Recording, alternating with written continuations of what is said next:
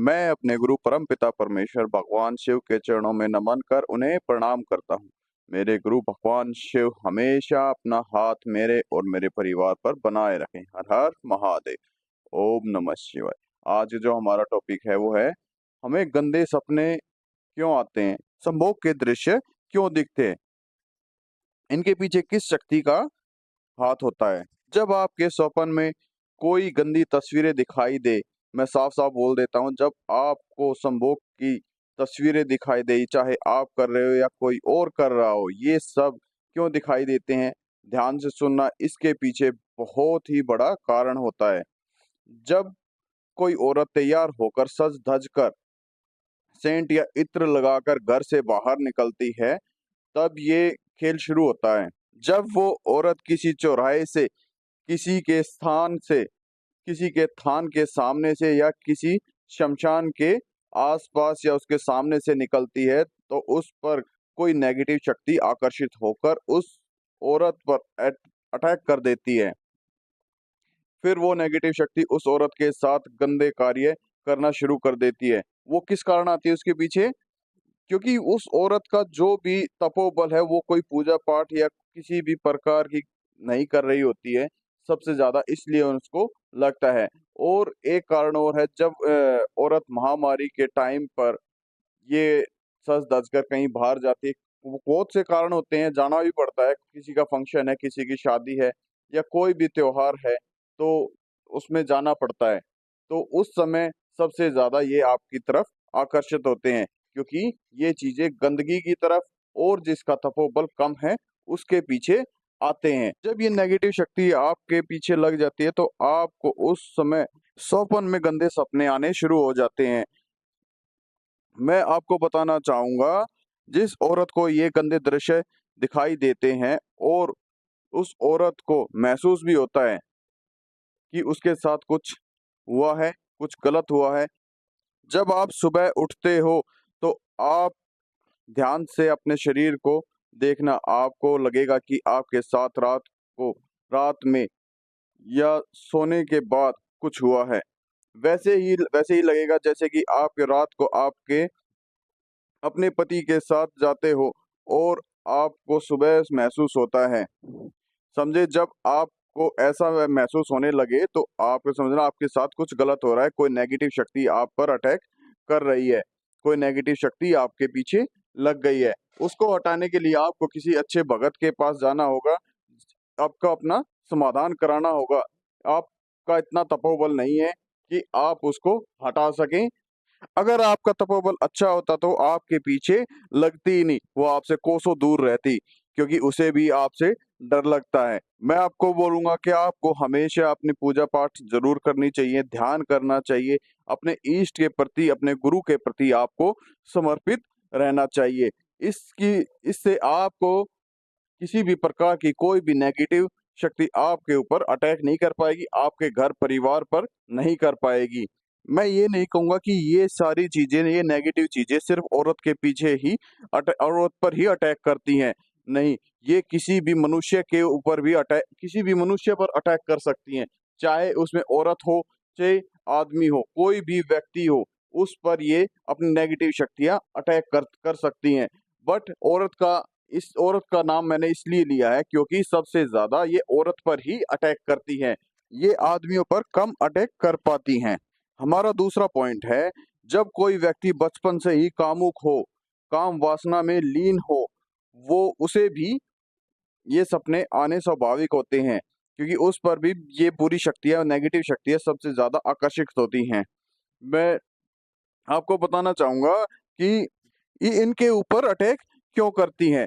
ध्यान से सुनना, जो इस तरह के काम वासना में लीन व्यक्ति होते हैं और उनकी अचानक आकस्मिक किसी भी प्रकार से उनकी मृत्यु हो जाती है, तो वो इस ब्रह्मांड में भटकते रहते हैं, अपने सूक्ष्म जगत में भटकते रहते हैं, और उनकी कामुकता, उनकी काम वासना पूर्ण नहीं हो पाती है, तो वो अपनी काम वासना को पूर्ण करने के लिए वो किसी इसी तरह के व्यक्ति को पकड़ते हैं, जो उन्हीं की तरह काम वासना में लीन होता है, और वो उस पर अपना अटैक कर देती हैं। और जो मनुष्य इस तरह की काम वासना में लीन होता है, वो किसी भी प्रकार की कोई भी पूजा पाठ नहीं करता है। उसके दिमाग में हमेशा, उसके मन में हमेशा काम वासना और संभोग और गंदे दृश्य ही बने रहते हैं। वो हमेशा यही सोचता है, आज मैं ये करूं, आज मैं ये करूं, आज वो अच्छा लग रहा है, आज ये अच्छा लग रहा है। वो हर किसी को देखकर उसके साथ अपना रिलेशन बनाने की सोचता रहता है। और इस प्रकार के जब वो गंदे ध्यान अपने मन में विचार गंदे विचार अपने मन में लाता है, तो उसके ऊपर कोई भी नेगेटिव शक्ति बहुत ही जल्द अटैक कर देती है। हमारा तीसरा पॉइंट है, जब कोई व्यक्ति किसी तांत्रिक या भगत द्वारा आपके ऊपर प्रेत, भूत, पिशाच, जिन छोड़ देता है, तो भी आपको इस तरह के दृश्य दिखाई देने स्वाभाविक होते हैं। आपको किसी भी प्रकार की कोई भी मलिनता पकड़ लेती है। ये जो भूत प्रेत मशान होते हैं, ये भी मेल फीमेल होते हैं। ये भी आपके अनुसार ही आप पर अटैक करते हैं। मैंने अभी तक जो बताया ये सब तो हो गया एक आम इंसान और एक ग्रस्त जीवन व्यतीत करने वाले व्यक्ति का, जो अपना ग्रस्त जीवन हंसी खुशी बिताता है। मैं ये नहीं कहूंगा कोई जो भगत होता है वो ग्रस्त नहीं होता, लेकिन मैं वो उनकी बात कर रहा हूँ जो भगत नहीं है और अपना ग्रस्त जीवन हंसी खुशी बिताते हैं। ये उन पर होता है। और जब कोई व्यक्ति की कोई साधना करता है या कोई किसी की सेवा करता है, तो उस पर भी ये अटैक कर देती हैं। उसको भी ये गंदे स्वप्न, ये गंदे दृश्य दिखना स्वाभाविक होता है। और उसके पीछे क्या कारण है, ये आप ध्यान से समझना, उन्हें क्यों दिखाई देते हैं। सबसे पहले आप हमारे इस चैनल को सब्सक्राइब करें, ये मंत्र चिकित्सालय चैनल को सब्सक्राइब करें, लाइक करें, शेयर करें, ताकि आपके साथ-साथ आपके भाई बंधु, आपके परिवारजन भी अपना निवारण ढूँढ सके। किसी को भी किसी भी प्रकार की कोई परेशानी है, तो आप हमसे जुड़ सकते हैं। हम इसका निवारण आपको ज़रूर देंगे। किसी भगत या तांत्रिक को क्यों दिखते हैं ये दृश्य? ध्यान से समझना। जब कोई साधक किसी माता की साधना करता है या सेवा करता है, तब उस से साधक को ये सब दिखाई देते हैं। और तो और उस साधक को तो कभी-कभी खुली आंखों से भी दिखाई देते हैं। इसके पीछे क्या है? इसके पीछे कौन है? क्यों दिखाई देते हैं? जब कोई साधक माँ दुर्गा की, माँ काली की पूजा करता है, माँ की सेवा साधना करता है, तब माँ के साथ चलने वाली तमाम तुच्छ और निम्न शक्ति भी उस भगत को, उस साधक को देख रही होती हैं। कौन होती हैं ये तुच्छ शक्तियाँ? आपको सुनना होगा, आपको ध्यान से समझना होगा। ये जो माँ के साथ चलती हैं, ये निम्न शक्तियाँ कौन-सी होती हैं?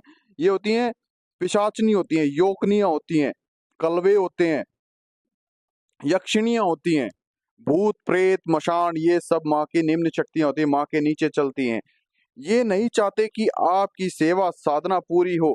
ये आपकी सेवा को, आपकी तपस्या को भंग कर देते हैं। ये आपके स्वप्न में आकर आपको गंदे दृश्य, गंदे कार्य करते हैं और आपको उत्तेजित करते हैं, जिससे आपका ब्रह्मचर्य टूट जाए और आपकी साधना, आपकी सेवा खंडित हो जाए।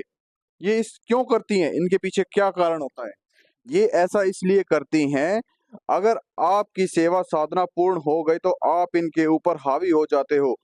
आप माँ से प्रार्थना करके इन्हें हटा सकते हो, किसी व्यक्ति का भला कर सकते हो, इसलिए ये आपकी सेवा साधना को पूर्ण नहीं होने देते।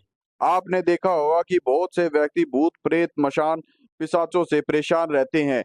और उनके ये क्यों परेशान रहते हैं? ये किसी भी तांत्रिक के पास, कोई व्यक्ति तांत्रिक के पास जाता है और इनके ऊपर क्रिया कराया कर देता है, या फिर मैंने आपको पहले भी बताया था कि आप सच धज कर कहीं बाहर जाते हो बगैर सेफ्टी के, और बगैर आप जब पूजा पाठ नहीं करते हो, तब ये आपके ऊपर अटैक कर देती है, क्योंकि आपका तपोबल कम होता है।